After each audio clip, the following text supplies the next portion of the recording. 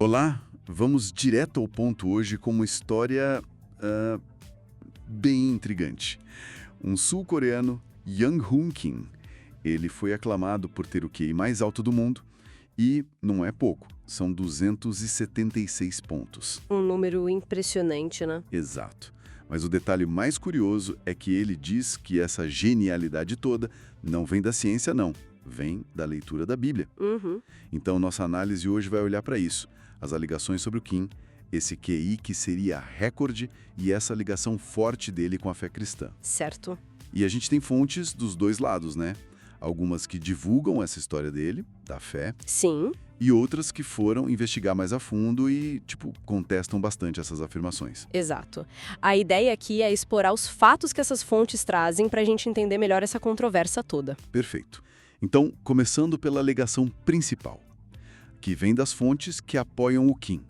O que elas dizem exatamente? Basicamente, que esse QI de 276 o colocaria acima de gênios como, sei lá, Einstein, Stephen Hawking. E a origem disso tudo seria uma leitura muito profunda da Bíblia. Segundo ele, a Bíblia conteria os fundamentos últimos da razão e da existência. Nossa. Ele chegou a dizer algo como que não existe conhecimento maior que o de Deus, algo assim? Isso mesmo. A frase exata foi: não existe conhecimento maior do que aquele revelado por Deus. E ele usa essa fama para defender o cristianismo. Entendi.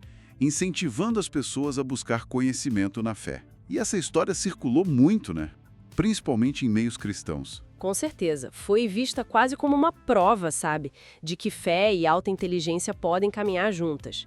É uma narrativa poderosa para esses grupos. Faz sentido. Mas, como você disse, tem o outro lado, as contestações, baseadas em investigações mais, digamos, céticas. Exatamente. Aí entram fontes como o site IQ Imposter e análises críticas como a do Jorge Guerra Pires, por exemplo. Ok, vamos mergulhar nisso então. Primeiro, o número, 276. Os críticos dizem que ele é enganoso.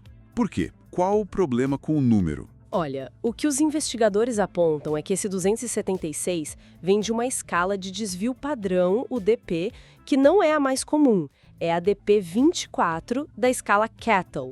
A norma que quase todo mundo usa, aceita internacionalmente, é a DP 15. E quando você converte o resultado do Kim para essa escala padrão, O que acontece? o QI dele cai para 210. 210. Bem diferente de 276. Pois é. E isso já mostra uma coisa importante, né? Como manipular escalas pode criar números sensacionalistas. Um número maior na escala errada não significa necessariamente uma inteligência maior de verdade. Entendi. É tipo comparar, sei lá, Celsius com Fahrenheit, sem converter, né? Uma confusão. E esses 210, como ficam perto de outros QIs altos famosos? Então, nessa escala padrão, a DP15, os 210 do Kim seriam tecnicamente mais baixos que os da Marilyn Valsivant, que já foi recordista no Guinness com 230. Lembro dela. E também do matemático Terence Tao, que também tem 230. Curioso que algumas listas na internet ainda colocam o Kim no topo, né? É verdade. E o Guinness? Eles não validam mais isso? Não. O Guinness parou de registrar recordes de QI lá em 1989, justamente por falta de um padrão confiável nos testes. Falando em teste, o teste que deu esse número para o Kim, o VNPTI, ele também é questionado, certo? O que tem de errado com ele? Sim, esse teste levanta várias bandeiras vermelhas, digamos assim. Os críticos apontam que ele foi criado por um Dr. Kirk Raymond Butt e que ele tem pouca validação acadêmica conhecida, sabe?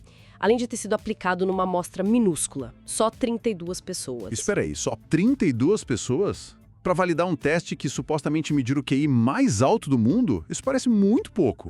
É muito pouco, sim. E, para complicar, parece haver um conflito de interesses aí. O Dr. Butt e o Kim tinham relações profissionais bem próximas. Escreveram coisas juntos, participavam das mesmas organizações de QI, inclusive uma fundada pelo próprio Kim, a USEA, onde o Butt era editor.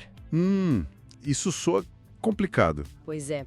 Os investigadores chamaram isso de lavagem de credenciais.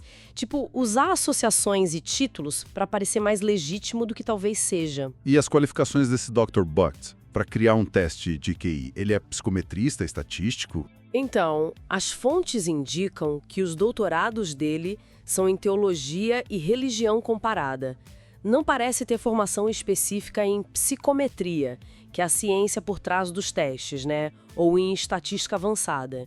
Isso levanta dúvidas sobre a qualidade técnica do teste. Entendi.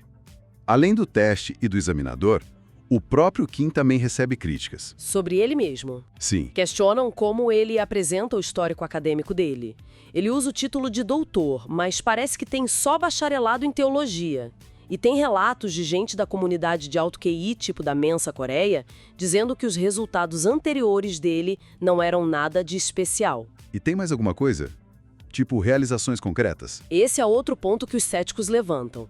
A ausência de feitos notáveis, sabe? Coisas acadêmicas ou científicas comparáveis a outros gênios lhe conhecidos, como o Tao ou a Savante. E como ele lida com essas críticas? Ele responde? Debate? Parece que não muito.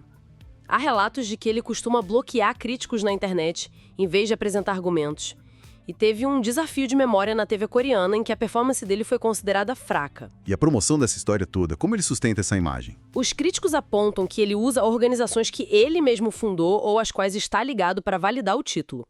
Chegou a dizer que tinha parceria com o Guinness, mas o Guinness negou, usa selos tipo World Record Holder, que foi descrito como uma fábrica de certificados. E também o nome do World Memory Championships, que nem faz testes de QI e cujo cofundador nem sabia que o nome estava sendo usado assim. Caramba. Então, resumindo essa parte, apesar da fama, parece que nenhuma autoridade independente ou especialista conhecido na área confirma esse título de QI mais alto do mundo. É isso? Essencialmente sim. Não tem um endosso de peso de especialistas ou órgãos reconhecidos internacionalmente. E a análise do Jorge Guerra Pires, que mencionei antes, coloca isso num contexto mais amplo. Ele sugere, de forma neutra, claro, que a popularidade de casos como o do Kim pode mostrar uma tendência de alguns grupos religiosos buscando validação intelectual ao associar fé com figuras de suposta inteligência extrema. Um apelo à autoridade, talvez, na era da ciência? Entendi. Fica clara a tensão, né? De um lado, essa narrativa forte, inspiradora para muitos. Um gênio cuja inteligência vem da fé. Exato. E do outro lado, uma série de questionamentos bem sérios sobre a validade do número do QI, o método do teste, as credenciais das pessoas envolvidas e, principalmente, a falta de provas concretas ou realizações que justifiquem essa alegação toda. Fica, então, uma reflexão final, né? Indo além do caso específico do Kim Jong-un, o que essa repercussão toda, tanto o apoio quanto a crítica forte, revela sobre nós? Sobre como a sociedade hoje lida com essas conexões ou desconexões entre inteligência, crença pessoal e essa busca constante por validação, por provas, nessa era cheia de informação. Uma ótima questão para a gente pensar, realmente.